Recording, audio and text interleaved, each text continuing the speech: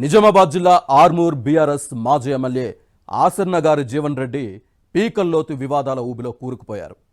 అధికారంలో ఉన్నప్పుడు చేసిన అక్రమాలు ఒక్కొక్కటిగా బయటపడుతున్నాయి. స్థలాల లీజు, కరెంటు బిల్లుల ఎగవేత వంటి అంశాలు ఆయన మెడకు చుట్టుకుంటున్నాయి. ఇటీవల ఎన్నికల్లో ఆయన ఓడిపోయిన తర్వాత అధికారులు ముప్పేట దాడి ప్రారంభించారు. ఇంతకీ జీవన్ రెడ్డి చేసిన తప్పులేంటి? ఆర్మూర్లోని జీవన్ రెడ్డి షాపింగ్ మాల్ ఎవరిది? ఆయన చేతిలో ఎలా వచ్చింది? భారీ నిర్మాణం వెనుక జరిగిన తతంగం ఏంటి?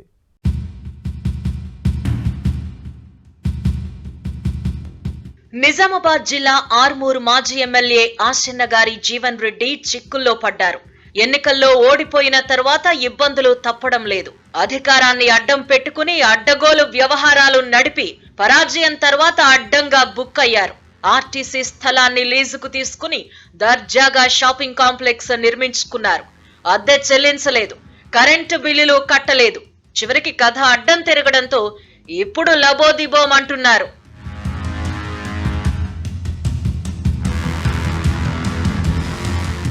తెలంగాణ ఆర్టీసీ తన ఆదాయం పెంచుకోవడం కోసం బస్టాండ్స్, డిపోల పరిధిలో ఖాళీగా ఉన్న స్థలాలను అద్దెకిచ్చింది. నిజామాబాద్ జిల్లా ఆర్మూర్ బస్ డిపో దగ్గర ఖాళీ స్థలాన్ని దీర్ఘకాలిక లీజుకిచ్చింది. 2013 జూన్ 1న ఒప్పందం కుదిరింది. Vishnujith infra developers limited company 1.52 ఎకరాల స్థలాన్ని 33 ఏళ్లకు లాంగ్ లీజ్ కు తీసుకుంది. షాపింగ్ కాంప్లెక్స్ నిర్మాణంతో పాటు విద్యుత్ సబ్స్టేషన్ కు కలిపి 7,339 చదరపు గజాలను కేటాయించింది. 2046 మే 31 వరకు గడువుంది. బిల్డ్, ఆపరేట్, ట్రాన్స్ఫర్ విధానంలో వ్యాపారం చేసుకునేందుకు ఒప్పందం కుదిరింది. లీజ్ గడువు ముగిశాక మొత్తం భవనాన్ని ఆర్టీసీకి అప్పగించాలి. ఆర్మూర్లో విష్ణుజిత్ ఇన్ఫ్రా డెవలపర్స్ పేరిట పొందిన అగ్రిమెంట్ లో పి శ్రీనివాసరావు వ్యక్తి హక్కుదారుడిగా ఉన్నారు. 2014లో ఇక్కడ బీఆర్ఎస్ నేత జీవన్ రెడ్డి ఎమ్మెల్యే అయ్యారు. రాష్ట్రంలో ఆ పార్టీ అధికారంలోకి వచ్చింది.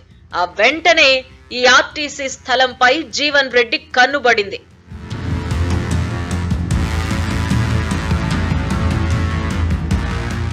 మొదట శ్రీనివాసరావు పేరిటున్న అగ్రిమెంట్ ను జీవన్ రెడ్డి స్వాధీనం చేసుకున్నారు.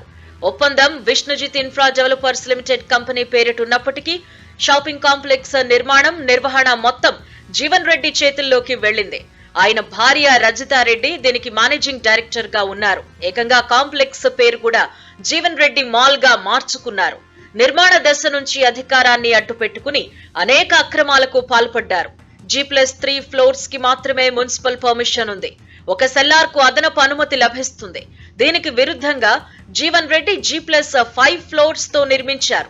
3 ఫ్లోర్లకి మాత్రమే అనుమతి ఉండగా 5 ఫ్లోర్లు కట్టడం ఒక తప్పైతే ఒక సెల్లార్ కి బదులు రెండిటిని గట్టి నిబంధనలు అతిక్రమించారు. పైగా ఆర్టీసీ బస్టాండ్ వైపు సెల్లార్ లోకి వెళ్లడానికి ఓపెన్ గేట్ పెట్టారు. ఇటువైపు ఆర్టీసీ బస్సులు, ప్రయాణికులు రాకపోకలు సాగించడంతో ప్రమాదాలు జరిగే అవకాశం ఉందని అధికారులు వారించినా వినిపించుకోలేదు. ఈ అక్రమ నిర్మాణం, డిపో వైపు గేటుకు సంబంధించి ఎన్ని నోటీసులు పంపినా పట్టించుకోలేదు.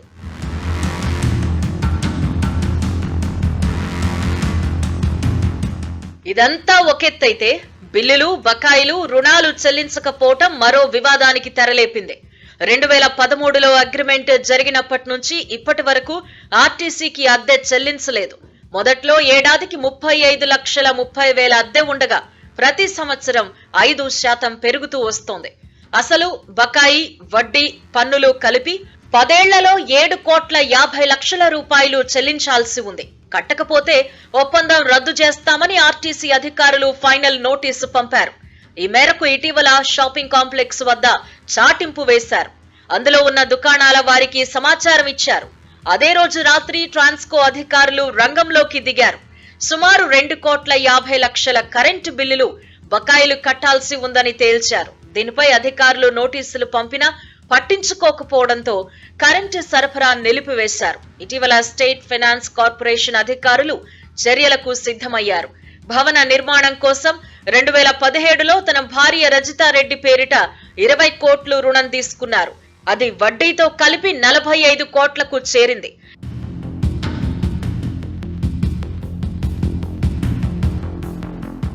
కానీ ఇప్పటి వరకు కనీసం నెలవారీ వాయిదాలు చెల్లించకపోవడంతో ఫైనాన్స్ కార్పొరేషన్ అధికారులు మామిడిపల్లిలోని జీవన్ రెడ్డి ఇంటికి నోటీస్ అతికించారు.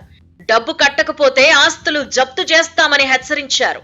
బస్టాండ్లోని షాపుల యజమానులను దబాయించి అద్దె తీసుకునే ఆర్టీసీ అధికారులు జీవన్ రెడ్డి విషయంలో ఎందుకు ఉదాసీనంగా ఉన్నారు అని ప్రజలు ప్రశ్నిస్తున్నారు.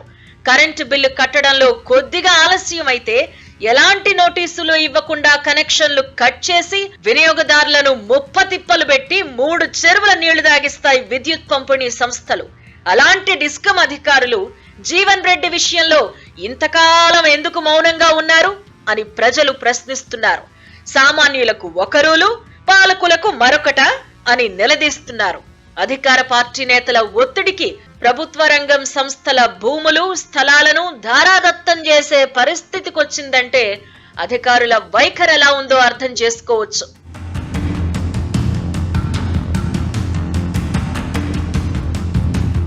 పదేళ్లు బీఆర్ఎస్ ఎమ్మెల్యేగా జీవన్ రెడ్డి ఇష్టారాజ్యంగా వ్యవహరించారు. నోటీసులు తీసుకోకుండా వ్యక్తిగతంగా వారిని బెదిరించటం, కేసీఆర్, కేటీఆర్ పేరు చెప్పి నోళ్లు మోయించటం చేశారు. విషయం బయటకు పొక్కకుండా అధికారులను కట్టడి చేశారు. బాజిరెడ్డి గోవర్ధన్ ఆర్టీసీ చైర్మన్ గా ఉన్నప్పుడు జీవన్ రెడ్డి మాల్ బకాయిల గురించి అడిగారట. నన్నే డబ్బులు అడుగుతారా అంటూ బాజిరెడ్డితో గోవర్ధన్ గొడవబడినట్టు సమాచారం. తీరా ఎన్నికల్లో జీవన్ రెడ్డితో పాటు బీఆర్ఎస్ కూడా పోయింది. దీంతో అన్ని శాఖల అధికారులు రంగంలోకి దిగడంతో జీవన్ రెడ్డి మాల్ అక్రమాల పుట్ట గదులుతోంది.